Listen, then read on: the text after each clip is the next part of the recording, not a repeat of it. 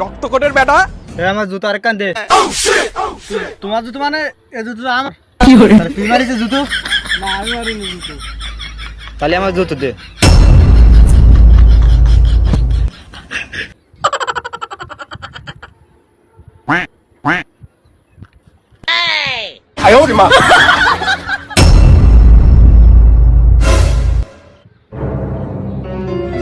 জুতো ছিঁড়া ওই তো তুই আবার গেছে ওদের করতে দেখ জুতো ঠিক আছে।